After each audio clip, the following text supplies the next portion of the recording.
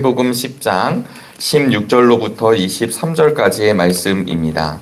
마태복음 10장 16절로부터 23절까지의 말씀, 신약 18쪽 즈음에 있습니다. 마태복음 10장 16절로부터 23절까지의 말씀 한 절씩 교독하시고 마지막 절은 함께 읽겠습니다.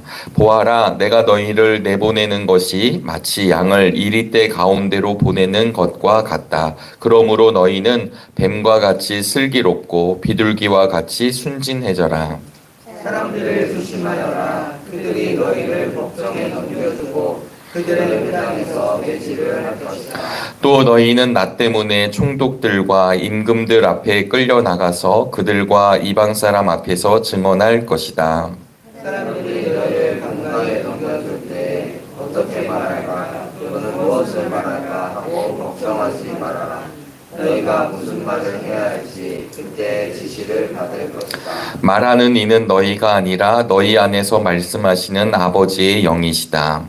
형제가 형제를 죽음에 넘겨주고 아버지가 자식을 또한 그렇게 하고 자식이 부모를 거슬러 일어나서 부모를 죽일 것이다. 너희는 내 이름 때문에 모든 사람에게서 미움을 받을 것이다. 그러나 끝까지 견디는 사람은 구원을 얻을 것이다. 이 고을에서 너희를 박해하거든 저 고을로 피하여라. 내가 진정으로 너희에게 말한다. 너희가 이스라엘의 고을들을 다 돌기 전에 인자가 올 것이다. 아멘. 주님의 은혜와 평강이 오늘도 우리 믿음의 교우들에게 함께 있으시게 되기를 주의 이름으로 소망합니다. 특별히 우리 성북 지방회 연합 성회 기간 중에 있습니다. 주일 우리 오후부터 시작이 돼서 어제 저녁까지 진행을 했고요. 오늘 이제 수요일인데 오늘 저희들 함께 기도하시겠지만 우리 교회에서 늘 수요일날 마태복음 강해를 지금 하고 있지만 주보에 안내된 대로 오늘은 저희들이 보문제일교회에서 수요예배 연합으로 함께 드리게 됩니다. 교회에서는 40분 전인 9시 50분에 또 저녁에는 6시 50분에 이렇게 계속 이동을 하고 있으니까요. 우리 함께 모이셔서 우리 수요예배 연합으로 함께 해주실 수 있게 되기를 간절히 바랍니다. 저희 교역자들과 또 우리 교우들과 함께 보문제일교회로 이제 이동하면서 차 안에서 우리 권사님들이 이런저런 이야기들을 하시는 걸 이제 듣게 될 때가 있어요. 그런데 얼마 전에 어떤 얘기를 좀 듣게 되었냐면, 이제 중국에서의 그 기독교인들에 대한 이야기를 좀 듣게 되었습니다. 또 그 중국과 북한의 접경 지역에 있는 분들의 얘기에 의하면 저희들이 직접 가서 확인한 것은 아니지만 북한에서도 이렇게 335여 모여서 거기에 대해서 이제 여러 이야기들이 있긴 하지만 신앙을 지켜가는 지하교회 교인들이 있다라는 이야기를 듣게 됩니다. 오늘 본문에 보시면 박해를 받게 될 것이다 라고 하는 본문의 내용이 등장을 하게 되거든요. 사실은 지금 이 시대를 살아가고 있는 우리에게는 좀 낯선 말씀이 될 수밖에 없는 게 누가 나를 함부로 할 수 없는 것을 당연히 여기는 시대이잖아요. 그러나 같은 시대를 살고 있음에도 불구하고 어떤 지역에서는 이제 중국에서도 또 북한은 뭐 이미 말할 것도 없이 엄청난 핍박이 있는 곳이다라는 것을 우리들이 눈으로 확연하게 본 것은 아니지만 알고 있습니다. 그럼에도 불구하고 은혜가 되는 것은 무엇이냐면 그런 핍박과 고통과 아픔이 있으니까 기독교인들이 다 사라졌다더라. 기독교인이 없어졌다더라 이런 얘기가 있는 게 아니라 오히려 그런 가운데 복음의 씨앗을 뿌리는 사람들이 아직도 있다라는 사실. 우리 시대는 아니지만 더 전의 시대로 거슬러 올라가다 보면 우리 정릉교회가 70주년을 맞이해서 지난 10월에 우리 국내 성지순례를 하게 되었었습니다. 국내 성지를 이렇게 돌아보다 보니까 예수님을 믿고 잘 먹고 잘 살았다더라. 예수님을 믿었더니 풍성해졌다더라. 예수님을 믿었더니 너무 아주 고위직까지 올라갔다더라. 그런 은혜도 있겠죠. 그러나 국내 성지순례를 보면서 보았던 믿음의 선배님들의 삶은 죽음이었습니다. 고난이었고요. 그래서 그것이 불과 50여 년 전, 60여 년 전, 100여 년 전에 이 땅에서도 일어난 현실이죠. 보고가 되지는 않지만 중동 국가에서 복음이 전해지고 있다고 이야기합니다. 여러분, 아랍 사람들에서 내가 예수 그리스도를 믿는다라고 어떻게 한가운데서 이야기할 수 있을까요? 자신의 삶을 던져야 되는 일들, 아프리카의 어떤 현장에서, 동남아시아 어떤 현장에서 예수님을 그냥 한번 믿어볼까? 예수님 한번 믿어보고 한번 좀 내가 바꿔볼까? 이런 차원의 문제가 아니라 생명이신 예수님을 만나 삶의 전환이 일어난 수많은 일들의 역사가 지금도 이루어지고 있음을 기억할 수 있게 되길 소망합니다. 오늘 마태복음 10장 16절 성서 일과의 본문인데요. 사실은 10장에 보시면 12제자의 파송 이야기가 시작이 됩니다. 9장 마지막쯤에 가보면 추수할 것은 많은데 추수할 일꾼이 없다라는 주님의 말씀 가운데 10장의 1절에 예수님께서 제자들 중에 12사도라고 하는 이름이 처음으로 등장을 하게 됩니다. 우리 10장 1절 말씀을 함께 읽어볼까요? 예수께서 12제자를 부르셔서 더러운 귀신을 제어하는 권능을 주시고 그들이 더러운 귀신을 쫓아내고 온갖 질병과 온갖 허약함을 고치게 하셨다. 2절 상반절에 이렇게 시작합니다. 12사도의 이름은 이러하다. 이 12사도라는 말은 마태복음의 이곳에서 처음 등장하고 한 번 등장하게 됩니다. 12제자의 이름은 잘 아시게 되겠죠. 근데 이 12제자는 내가 특별한 12명만 데리고 있을 거야 라는 것이 아니라 예수님을 따르는 제자들 가운데 12명의 사도를 구별하셨습니다. 사도라고 하는 말은 보내심을 받은 자들입니다. 보내심을 받았다라고 하는 것은 예수 그리스도를 대신하는 사람들, 그러니까 예수님이 허락하신 권능을 가지고 예수님 그 메시아의 사역을 함께 감당하는 사람들입니다. 메시아가 여러 명이라는 뜻이 아니라 메시아이신 예수님, 왕 되신 우리 주님이 그 권능을 자신의 12사도들에게 위임을 해주시죠. 그래서 이 12사도는 그 권능을 받아서 나의 호의호식이 아니라 예수님의 길을 따라가면서 메시아의 사역을 감당하시는 것입니다. 메시아의 사역이 무엇일까요? 메시아는 우리를 생명의 길로 인도해 주시는 것입니다. 우리의 삶을 죄와 형벌과 영원한 저주의 사슬에서 우리를 끌어내어 주셔서 영원한 자유인으로 만들어 주시는 것입니다. 그러면서 그 12사도의 사명이 무엇이냐면 전도의 사명을 감당하는 거죠. 언젠가 전도하기로 유명한 교회 목사님의 이야기를 듣게 되니까 참 와닿았던 것이 있습니다. 그 목사님께서 이렇게 표현하셨거든요. 여러분, 전도는 실패가 없습니다. 이 사실을 믿으십니까? 아멘이신가요? 전도는 실패가 없습니다. 그래서 왜 전도가 실패가 없지? 많은 교인들이 전도하기를 어려워하잖아요. 그런데 그분의 얘기는 이런 거였습니다. 그 사람을 데리고 우리 교회로 아니면 저 교회로 인도해 가는 건 어렵죠. 한 번에 오지 않죠. 그러나 예수님을 전하는 전도는 이제 전도를 하는 순간 실패가 되는 것이 아니라 그의 영혼 가운데 하나님의 말씀이, 주의 복음이, 주의 생명이 그의 영혼 가운데 새겨지는 일이기 때문에 그가 당장 교회를 오지 않는다고 하더라도 전도는 실패가 없습니다. 이렇게 얘기하시는데 그 말씀에 아멘이 되었습니다. 내가 밖에 나가서 예수님 얘기하는 게 좀 부끄러울 때가 있고, 굳이 이렇게까지 해야 될 때가 있고, 아니면 내가 삶으로 드러낸다고 하는데 내 삶이 그런 영향력이 있나? 라고 하는 의문이 들 때가 있지만, 그 목사님의 이야기는 그것이 아니다. 우리가 믿고 있고, 알고 있고, 갖고 있는 생명을 전하는 길에, 그 생명이신 주님을 따르는 길에 전도가 이루어지고, 그 전도는 절대로 실패가 없다는 이야기였습니다. 이 제자들에게 무엇을 말씀하시냐면 나아가서 잃어버린 양들을 향해서 전도의 사명을 허락해 주십니다.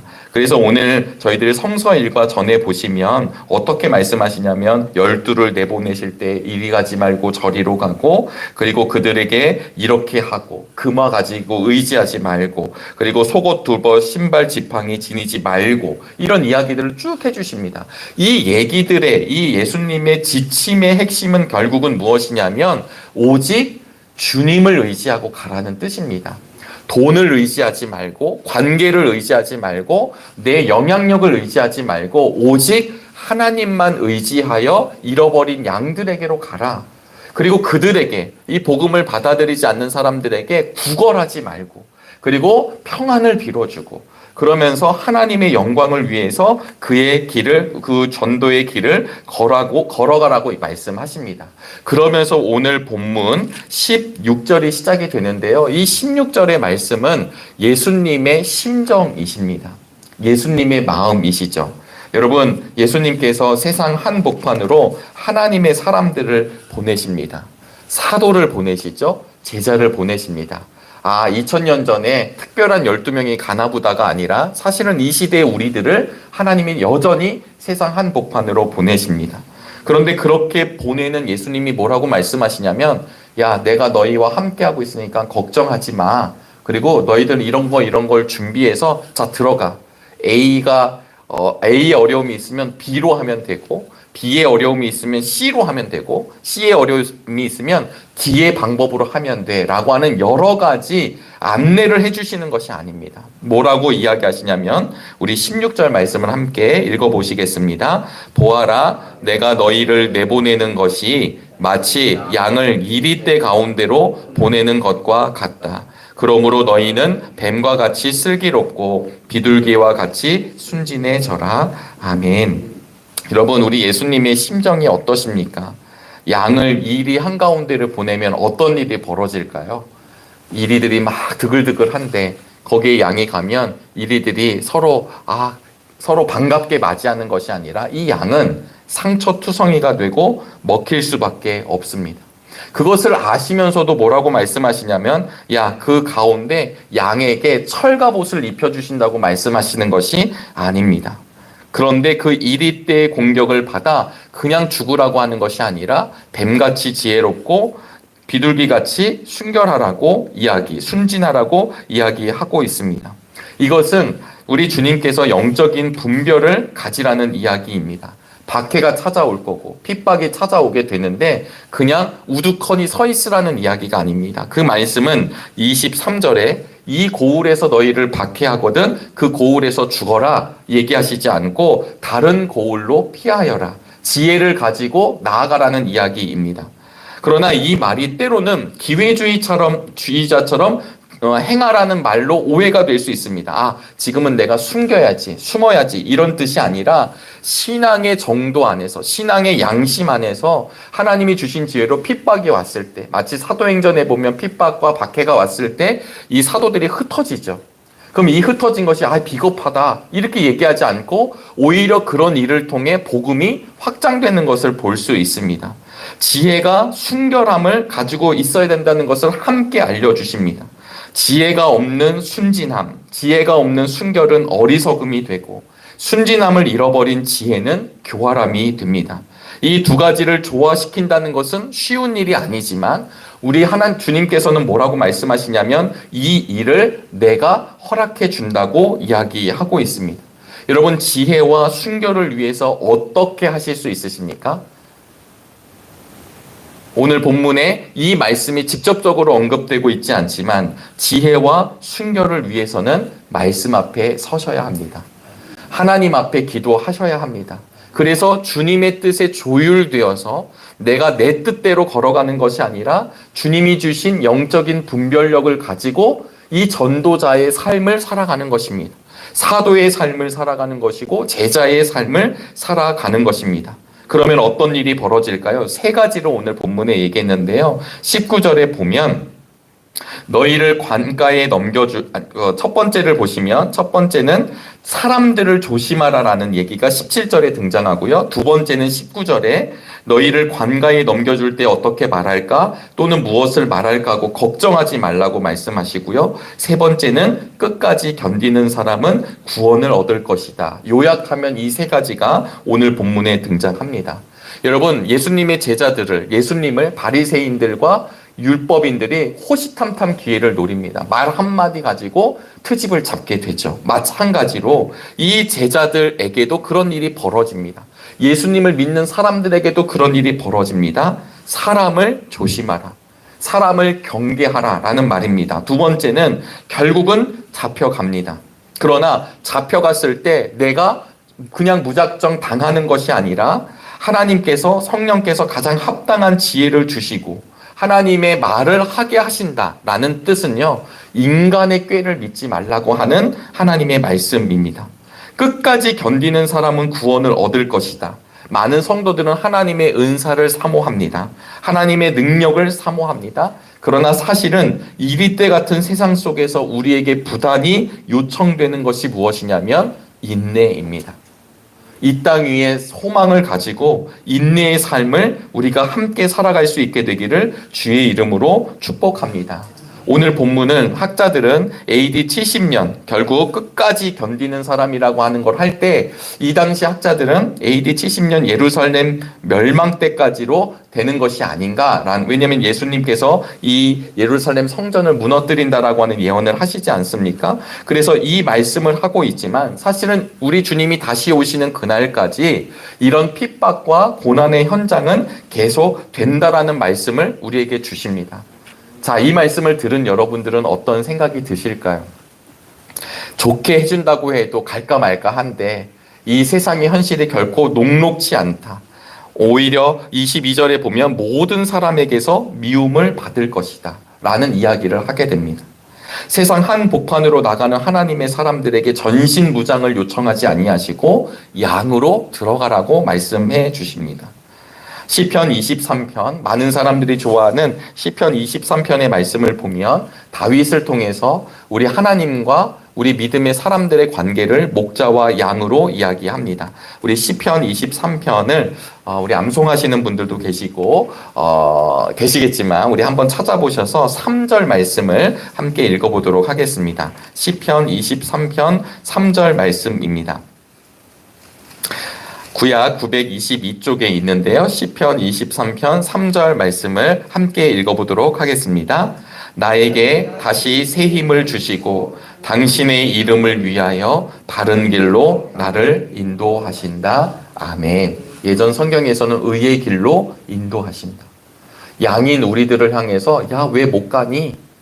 야, 왜 안 가니? 라고 질책하는 주님이 아니라 목자 되신 주님께서는 항상 새 힘을 주셔서 주님의 바른 길로 우리를, 그 양을 인도해 주신다라고 하는 것입니다. 우리 주님은 결코 이 땅이 쉬울 거라고 얘기하지 않으셨습니다. 예수 믿는다는 것, 믿음의 길을 걷는다는 건 고난과 핍박, 놀림과 미움의 현장입니다. 그러나 그런 가운데 양이 할 수 있는 건 무엇입니까? 오직 주님만 바라보는 것입니다. 바울의 고백대로 이야기하면 오직 십자가만 바라보며 십자가만 자랑하는 것이 양입니다. 언젠가 담임 목사님께서 그 양에 대한 설명을 하실 때 호주를 다녀오시면서 했던 얘기 가운데 하나가 양이 그 자리에 누워서 그대로 털 깎을 때도 그대로 있고 죽을 때도 그대로 있더라. 얼마나 어리석습니까? 좀 도망가야 되지 않을까요? 그런데 그 양은 우직하게 그 죽음의 길로 간다는 것이죠. 여러분, 어린 양 되신 주님이 그렇게 십자가의 길을 걸어가셨습니다. 우리 주님이 우리에게 양으로 이리 한복판으로 보내는 이유는 우리 주님이 그 길을 걸어가신 뒤에 우리 역시 그 길을 걸어감으로 말미암아 하나님의 나라가 확장되고 하나님의 나라가 임한다라는 것 뜻입니다. 사랑하는 여러분, 오늘 우리에게도 그런 사명이 있습니다. 근데 내 힘으로 가는 것이 아니라 성령께서 우리와 함께 하심으로 말미암아. 그래서 그 양을 끝내는 하나님의 영원한 집으로 함께 하신다는 놀라운 다윗의 고백이 우리의 삶 가운데도 이루어지고 있음을 믿고 나아가시게 되길 주의 이름으로 축복합니다. 우리의 시선이 이 땅이 아니라 우리의 시선이 고개를 들어 하늘을 바라보는 은총이 있게 되시기를 주의 이름으로 축원합니다. 기도하시겠습니다. 하나님, 박해를 받을 것이라고 하는 주님의 음성에 우리 안에 피함이나 고민이나 떨림이 없게 하여 주시옵소서. 어린 양 되신 주님께서 우리를 마치 양을 이리떼 가운데로 보내는 것과 같다고 말씀하셨습니다. 그러면서도 그 사랑의 마음, 그 떨리는 주님의 마음을 헤아리는 우리 모두가 되게 인도하여 주시옵시고, 그럼에도 불구하고 항상 의의 길로, 선한 길로 주님의 바른 길로 우리를 붙들어 주시고 끝내 하나님의 집에 영원히 놓이게 하시는 축복을 누리는 우리 믿음의 성도들을 통해 그 믿음과 헌신과 삶을 통해 이 땅 가운데 하나님의 나라가 확장됨을 믿습니다. 하나님이 어수선하고 어지럽고 이 유혹의 시대 한복판에 살아가는 우리 믿음의 교우들에게 말씀과 성령의 충만한 은혜를 허락하여 주셔서 그럼에도 불구하고 양의 길을 지혜롭고 순진함으로 걸어가는 우리 모두가 되도록 인도하여 주옵소서. 특별히 우리 성북 지방회가 연합으로 하나님 연합 성회를 이어가는 중에 있습니다. 강사 목사님을 통해 시간마다 말씀을 허락하십니다. 오늘은 우리 지방에 속해 있는 모든 교회가 함께 모여 수요일 연합 예배로 드립니다. 하나님, 우리의 예배 가운데 말씀하시는 하나님을 만나는 은혜가 있게 하여 주시고 그렇게 살아갈 수 있는 힘과 은혜와 능력을 더하여 주시옵시고 그러므로 말미암아 우리 주님께서 기뻐하시는 일들을 감당하는 믿음의 교회들, 믿음의 성도들이 되도록 축복하여 주시옵소서. 하나님, 우리 정릉 감리교회가 여러 사역들을 감당하고 있습니다. 내일은 우리 정릉 이동 주민총회가 우리 교회에서 열립니다. 지역의 사람들을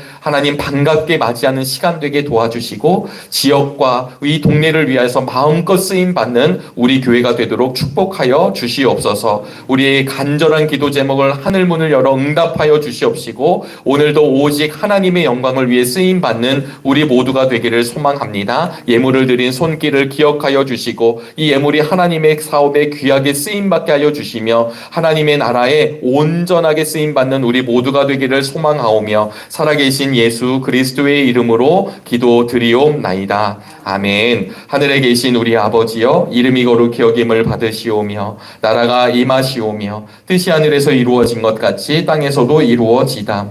오늘 우리에게 일용할 양식을 주시옵고 우리가 우리에게 죄 지은 자를 사하여 준 것 같이 우리의 죄를 사하여 주시옵고 우리를 시험에 들게 하지 마시옵고 다만 악에서 구하시옵소서. 나라와 권세와 영광이 아버지께 영원히 있사옵나이다. 아멘.